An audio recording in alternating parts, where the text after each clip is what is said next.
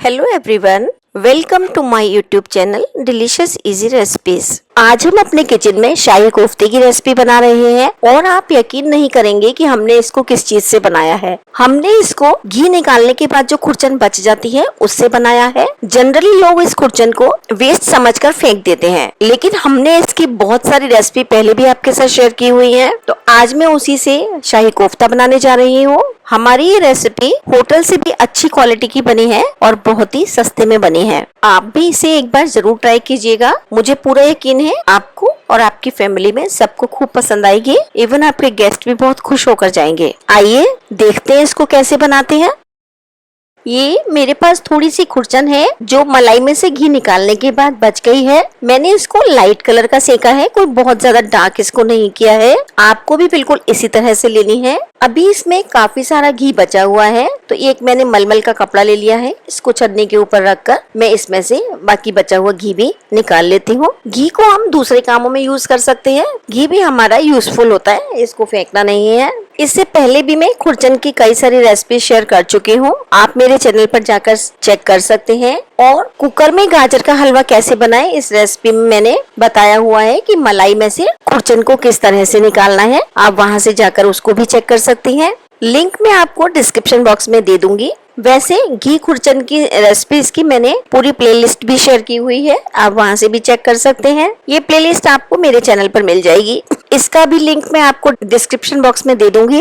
ये देखिए, इसमें से हमने मैक्सिमम घी निकाल लिया है, जितना हम निकाल सकते थे, और बहुत बढ़िया खोया हमको मिल गया है। ये देखिए, मैं आपको दिखा देती हूँ। ये देखिए, इतना बढ़िया खोया हमको मिल गया है। ये जो खुरचन निकली है ये बहुत ज्यादा है। मैं इसमें से थोड़ी ही खुरचन यूज करूंगी, बाकी खुरचन मैं बाद के लिए रख दूंगी, बाद में यूज कर सकते हैं। आपको जितने कोफ्ते बनाने हैं उसी के हिसाब से आप खुरचन ले लीजिए। मैंने ये 200 ग्राम खुरचन ली है और 200 ग्राम ही मैंने इसमें मिलाने के लिए पनीर ले लिया है। अब सबसे पहले हम पनीर को ग्रेट कर लेते हैं। मैं ग्रेटर से ग्रेट कर रही हूँ, आप चाहें तो इसको हाथ से भी मैश कर सकते हैं। बस ये ध्यान रखना है कि हाथ से जब आप मैश कर रहे हो तो थोड़ा अच्छे से मैश करना है उसको, पनीर के बड़े बड़े टुकड़े उसमें ना रह जाएं। बस आपको यही ध्यान रखना है।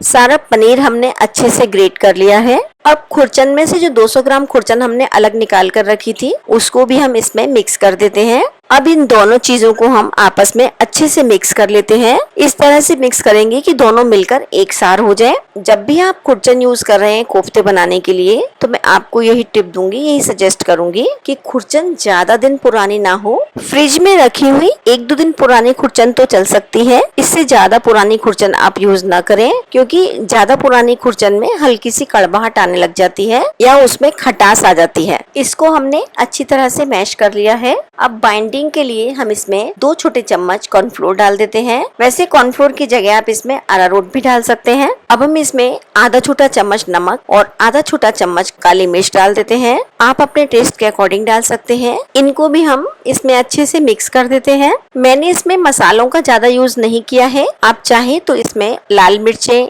या और मसाले भी जो आप डालना चाहते हैं वो डाल सकते हैं। कॉर्नफ्लोर हमने बाइंडिंग के लिए यूज किया है। इसको डालने से इसमें एक अच्छी बाइंडिंग आ जाएगी और तलते समय तेल में फटेंगे नहीं। मसाला मिक्स हो चुका है। अब एक बार इनको हम मुट्ठी में इस तरह से बांध कर देख लेते हैं। ये देखिए, अच्छे से बंध गए हैं। ये कोफ्ते का मसाला तैयार हो चुका है। अभी हम इसको साइड पे रखते हैं और ये हमने थोड़े से ड्राई फ्रूट्स लिए हैं। इसमें 4 से 5 बादाम, 4 से 5 काजू और थोड़े से हमने इसमें पिस्ते लिए हैं। अब ये एक मैंने ड्राई फ्रूट कटर ले लिया है, इसमें मैं इनको डालकर इसके स्लाइस निकाल लेती हूँ। ये देखिए, ये अच्छे से बारीक कट जाएंगे, इसलिए मैंने इसमें इनको काट लिया है। ये सारे ड्राई फ्रूट बारीक कट चुके हैं। वैसे तो आप इनको हाथ से भी काट सकते हो, लेकिन मशीन से क्या होता है ना कि ये ज्यादा बारीक और काफी पतले कट जाते हैं और थोड़ा जल्दी भी कट जाते हैं। अभी हम इनको साइड पे रख लेते हैं और कोफ्ते तैयार कर लेते हैं। अब कोफ्ते बनाने के लिए थोड़ा सा मटेरियल हम हाथ में उठाकर इस तरह से रखेंगे और इसको अच्छे से पहले मसल लेंगे। उसके बाद हाथ में इसको थोड़ा सा दबाते हुए एक जगह बना लेंगे और फिर उसमें थोड़े से ड्राई फ्रूट्स जो हमने कटिंग करके रखे थे उनको इसके अंदर फिल कर देंगे और इस तरह से उनको कवर करते हुए हाथ में गोलाकार घुमाते हुए इस तरह से हल्का हल्का दबाते हुए चारों तरफ से इसको जो एजेस हैं उनको भी थोड़ा सा प्रेस करेंगे और इस तरह से दबाते हुए, ये देखिए मैं आपको पूरा वीडियो दिखा देती हूँ। ये इस तरह से आप इसकी शेप बना लीजिए और ये कोफ्ता बनकर तैयार है। मैंने इसको ओवल शेप में बनाया है, आप अपने मनपसंद किसी भी शेप में इनको बना सकते हैं। इसी तरह से हम दूसरा कोफ्ता भी बना लेते हैं। ये देखिए, मैं आपको एक कोफ्ता और बनाकर दिखा देती हूँ। ड्राई फ्रूट्स ऑप्शनल है, अगर आप डालना चाहते हैं तो आप डाल लीजिए, नहीं तो इनको आप बिना ड्राई फ्रूट के भी बना सकते हैं। ये देखिए, हमारा दूसरा कोफ्ता भी बनकर तैयार हो गया है। इसी तरह से मैं इस मटेरियल से सारे कोफ्ते बना लेती हूँ। कोफ्ते बनाते समय बस ये ध्यान रखना है कि इसको हाथ में घुमा घुमा कर अच्छे से चिकना कर लेना है और कोशिश करनी है कि इसमें ऊपर दरारें ना रहे, और अगर दरारें रह भी गई हैं तो भी कोई टेंशन की बात नहीं है। मैं आपको आगे ऐसा तरीका बताऊंगी कि जिससे कोफ्ते तलते समय कढ़ाई में बिल्कुल भी नहीं फटेंगे।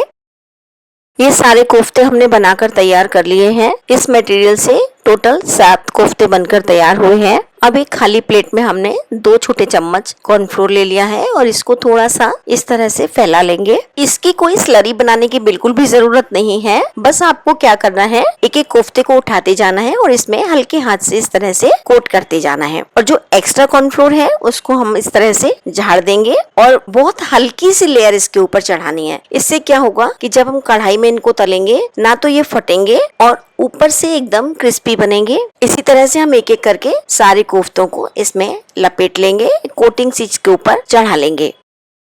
ये देखिए, सारे कोफ्तों के ऊपर हमने कॉर्नफ्लोर की कोटिंग कर ली है। अब हमने कोफ्तों को तलने के लिए एक भारी तले की कढ़ाई को गैस पर चढ़ा दिया है और इसमें हम ऑयल डाल देते हैं। ऑयल आप अपनी पसंद का कोई भी ले सकते हो। कोफ्ते बहुत ज्यादा नहीं है तो हमने ऑयल बहुत ज्यादा कढ़ाई भर के नहीं लिया है, कम ही तेल लिया है। गैस की हीट को बढ़ा देते हैं और तेल को गर्म होने देते हैं। तेल गर्म हो चुका है, गैस की हीट को अब हम स्लो कर देते हैं और इसमें कोफ्ता डाल देते हैं। कोफ्ता डालने के बाद हम गैस की हीट को बढ़ा देते हैं। अभी मैं इसमें एक कोफ्ता और डाल देती हूँ। एक बार में बहुत ज्यादा कोफ्ते नहीं डालेंगे, जितने आप इजीली सेक सकें उतने ही कोफ्ते डालेंगे। थोड़ी देर सेक जाने के बाद जब इनकी स्किन नीचे से थोड़ी पक्की होने लगेगी तब हम इनको हल्के हाथ से पलटेंगे। बहुत ज्यादा बार या बार बार इनको नहीं पलटना है। एक बार स्किन जब अच्छे से पक्की हो जाएगी फिर आप उलट पुलट करते हुए इनको सेक सकते हैं। इनको सेकने के लिए हमने हीट को मीडियम किया हुआ है। एक बार हमने इनको पलट दिया है, अब हम इनको सिकने देते हैं। बीच बीच में हम इनको उलट पुलट करते रहेंगे। कोफ्ते चारों तरफ से एकदम बढ़िया सिक चुके हैं। इनको हमने गोल्डन ब्राउन होने तक सेक लिया है। अब हम गैस की हीट को स्लो कर देते हैं और इनको बाहर निकाल लेते हैं। गैस की हीट हमने अभी स्लो ही रखी हुई है। अब इसमें हम बचा हुआ लॉट भी सेक लेते हैं। एक बार में 2 या 3 कोफ्ते डालकर हम सेक लेते हैं। जब हम इसमें कोफ्ते डाल देंगे तो गैस की हीट को फिर से मीडियम कर देंगे और जिस तरह से हमने पहले वाले कोफ्ते सेके थे उसी तरह से बचा हुआ सारा लॉट सेक लेंगे। कोफ्तों का आखिरी लॉट भी सिक चुका है। ये देखिए, मैं आपको दिखा देती हूँ, कुछ इस तरह के बने हैं और ऊपर से एकदम क्रिस्प बने हैं। ये आप इनकी आवाज सुन सकते हैं। अब हम इनके लिए ग्रेवी तैयार कर लेते हैं। ग्रेवी बनाने के लिए मैंने 5 टमाटर लिए हैं। टमाटर मैंने सैलेड वाला टमाटर आता है वो लिया है। इसमें पल्प ज्यादा होता है और ये खट्टा थोड़ा कम होता है, इसलिए मैंने लिया है। और 4 हरी मिर्चें ली हैं, एक छोटा टुकड़ा अदरक का लिया है और 2 प्याज लिए हैं, 15 से 20 काजू लिए हैं और आधी कटोरी के करीब मैंने फ्रेश दूध की मलाई ली है। और ये थोड़े से खड़े मसाले जिसमें आधा चम्मच जीरा, आधा चम्मच सौंफ, एक छोटा चम्मच साबुत धनिया, 2 लौंग, 7 से 8 काली मिर्चें, 1 बड़ी इलायची, 2 छोटी इलायची और 3 से 4 कश्मीरी लाल मिर्चें ली हैं और ये 2 तेजपात के पत्ते लिए हैं। अब ये देखिए, जिस कढ़ाई में हमने कोफ्ते तले थे ना, उसमें क्योंकि कोफ्तों के ऊपर हमने कॉर्नफ्लोर की कोटिंग की थी तो कोफ्ते तलते समय जो एक्स्ट्रा कॉर्नफ्लोर होता है वो कोफ्तों के ऊपर से हट जाता है और जाकर नीचे तेल में बैठ जाता है। तो हम क्या करते हैं, ऊपर से सारा तेल हम इसमें से निकाल लेते हैं। ये देखिए, पूरा तेल हमने निकाल लिया है और नीचे कॉर्नफ्लोर सारा बैठा है। इसको हम एक टिश्यू पेपर से साफ करके हटा देते हैं और इसी कढ़ाई को हम फिर से यूज कर लेंगे। कढ़ाई अच्छे से साफ हो चुकी है। अब हम गैस की फ्लेम को ऑन कर देते हैं। अब उसी तेल में से हम एक बड़ा लैडल भरकर इसमें तेल डाल देते हैं। तेल को गरम होने देते हैं। जब तक तेल गरम होता है हम सब्जियां काट लेते हैं। तेल गरम हो चुका है। सबसे पहले हम इसमें काजू डाल देते हैं। हीट को हमने स्लो कर दिया है क्योंकि तेल काफी गर्म है। ज्यादा तेज आंच पर काजू बहुत जल्दी जल जाते हैं। ये देखिए हमारे काजू अच्छे तरह से भुन गए हैं। हम इन्हें जल्दी से बाहर निकाल लेते हैं। और अब हम इस गरम तेल में सारे खड़े मसाले डाल देते हैं। और जो दोनों तरह की हमने छोटी और बड़ी इलायची ली थी उनको हम छील कर डालेंगे।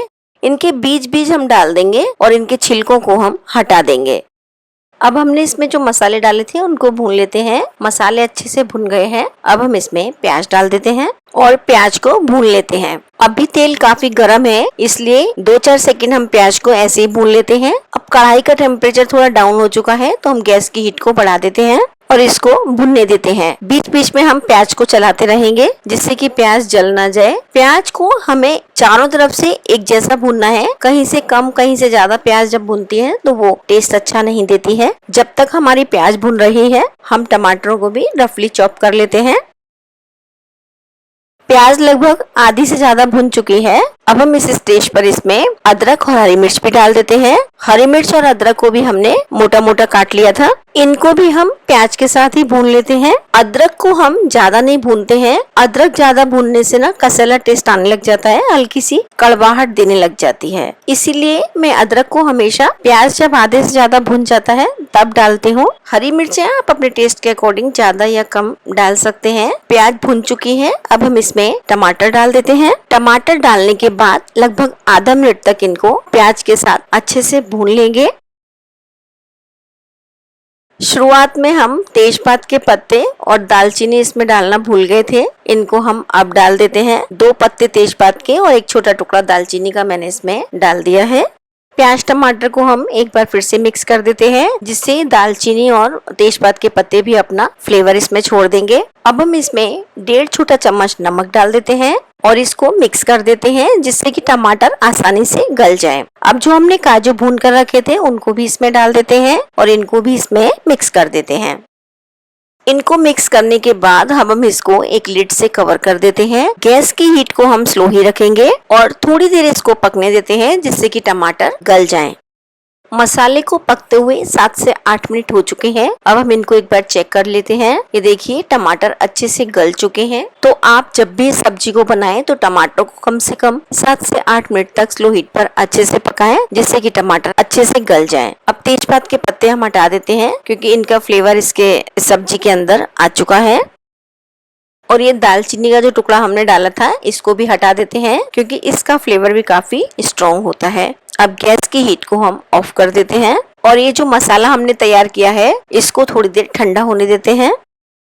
अब ये जो ग्रेवी बनाने के लिए हमने मसाला तैयार किया है थोड़ा सा ठंडा हो चुका है। इसको मैं एक मिक्सी के जार में डाल देती हूँ। मुझे थोड़ा जल्दी है इसलिए मैं इसको पूरी तरह से ठंडा नहीं हुआ है तब भी मिक्सी के जार में डाल रही हूँ। अगर आपके पास टाइम है तो आप इसको पूरा ठंडा करके बनाइए, नहीं तो जब हम गरम गरम मसाला पीसते हैं तो उससे जार के अंदर गैस बन जाती है तो उस गैस के प्रेशर से जार खुल जाता है और एक्सीडेंट होने का डर रहता है। और अगर आपको जल्दी है मसाला गरम ही पीसना है तो उसमें आप एक काम कर सकते हैं, थोड़े से आइस क्यूब्स डाल सकते हैं जिससे कि टेम्परेचर डाउन हो जाएगा। मैं इसमें चिल्ड दूध डाल देती हूँ। तकरीबन आधा कप दूध मैंने इसमें डाल दिया है। इससे भी मसाला ठंडा हो जाएगा। दूध डालने से क्या होगा, एक तो मसाले का टेम्परेचर डाउन हो जाएगा और हमें पीसने में आसानी रहेगी और दूसरा ग्रेवी के अंदर एक रिचनेस, एक क्रीमीनेस आ जाएगी और टेस्ट भी अच्छा आएगा। ये देखिए बड़े आराम से सारा मसाला हमने पीस लिया है और ये देखिए मसाला हमने काफी बारीक पीसा है।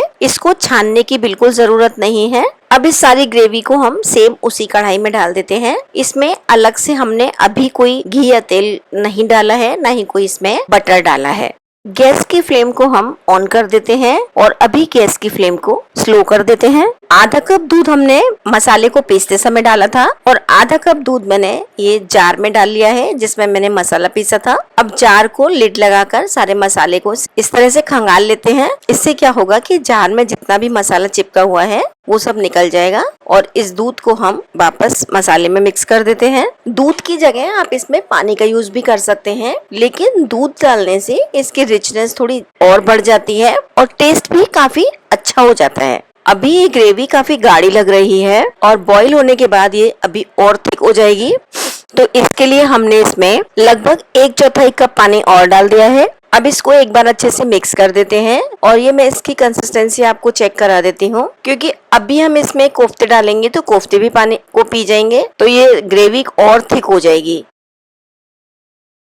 और ये जो हमने आधा कटोरी मलाई ली थी, इस मलाई को हम अच्छे से फेंट लेते हैं। ये हमने घर की फ्रेश मलाई ली है। कई बार क्या होता है कि घर में मलाई नहीं होती है तो हम मार्केट से क्रीम भी लेकर यूज कर सकते हैं। ये मलाई मुझे काफी थिक लग रही है तो मैं इसमें 2 चम्मच दूध डाल देती हूँ। 2 छोटे चम्मच मैंने इसमें दूध डाल दिया है और दूध डालकर मैंने इसको फेंट लिया है। बहुत ज्यादा भी इसको नहीं फेंटेंगे, बहुत ज्यादा फेंटने से क्या होगा कि इसमें से बटर निकल आएगा। अब इस मलाई को हम ग्रेवी में डाल देते हैं।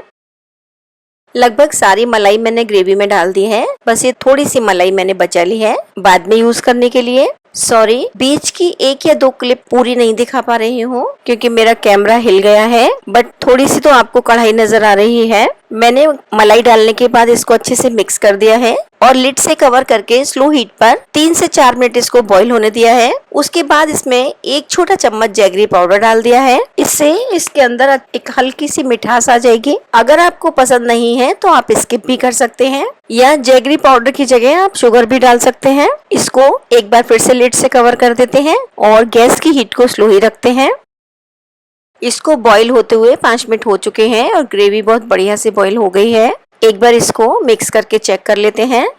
अब हम इसमें कोफ्ते डाल देते हैं। कोफ्ते अगर आपको तुरंत ही सर्व करने हैं, सब्जी अगर आपको तुरंत ही सर्व करनी है तो आप इसमें कोफ्ते डालकर सर्व कर दीजिए, और अगर आप इसको बाद में सर्व करना चाहते हैं तो फिर कोफ्ते आप अभी मत डालिए। जब आप इसको सर्व करने लगेंगे तब ग्रेवी को गर्म करके फिर इसमें कोफ्ते डालकर आप दीजिए। कोफ्ते डालने के बाद हम सब्जी को ज्यादा नहीं उबालेंगे, बस एक ही बॉईल लगाएंगे।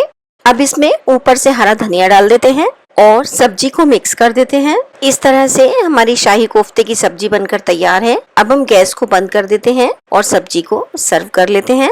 इनको सर्व करने के लिए हमने एक फ्लैट डिश ले ली है। इसमें हम सबसे पहले कोफ्ते रख लेते हैं। अब कोफ्तों के ऊपर हम ग्रेवी डाल देते हैं। मार्केट पे एक प्लेट में 2 ही कोफ्ते देते हैं, हम लोग यहाँ पर 3 कोफ्ते सर्व कर रहे हैं। घर में बनाने का यही तो फायदा है। मेहनत थोड़ी सी जरूर लगती है लेकिन चीज बिल्कुल प्योर बनती है, आपकी अपनी देखरेख में बनती है। आपको पता रहता है कि आपने इसमें क्या चीज डाली है, प्योर बनती है और घर में ऑफ कोर्स सस्ती भी पड़ती है। आप जी भरकर उसको खा सकते हैं। ऊपर से हमने इसको हरे धनिये से गार्निश कर दिया है। अनार के दाने डाले हैं और अदरक और चुकंदर के जूलेंस भी आप डाल सकते हैं। सर्व करने से पहले इसको थोड़ी सी क्रीम से भी सजा देते हैं। ये देखने में अच्छी लगती है। वैसे ये ऑप्शनल है पर थोड़ा सा लुक इसका होटल जैसा आ जाता है, इसलिए हम इसको क्रीम से सजा देते हैं। इसके साथ हमने तंदूरी रोटी बनाई है। इसका वीडियो मैंने नहीं बनाया है, अगर आपको चाहिए तो मैं इसकी रेसिपी भी आपको दे दूंगी। बहुत ही सिंपल है, आसानी से बन जाती है। ये रेसिपी आपको कैसी लग रही है मुझे कमेंट बॉक्स में लिखकर जरूर बताइए। अगर रेसिपी आपको पसंद आई है तो इसको ज्यादा से ज्यादा लाइक कीजिए। अगर मेरे चैनल पर आप नए हैं तो इसको सब्सक्राइब कर दीजिए, साथ ही साथ बेल बटन भी प्रेस कर दीजिए जिससे मेरे आने वाले नई वीडियो की नोटिफिकेशन सबसे पहले आपको मिल जाए। मैं इस तरह की नई नई रेसिपीज अपने चैनल पर अपलोड करती रहती हूँ। आप मुझे इंस्टाग्राम और फेसबुक पेज पर भी फॉलो कर सकते हैं, जिसका लिंक आपको डिस्क्रिप्शन बॉक्स में मिल जाएगा। मिलते हैं फिर एक नई रेसिपी के साथ। वीडियो अंत तक देखने के लिए धन्यवाद।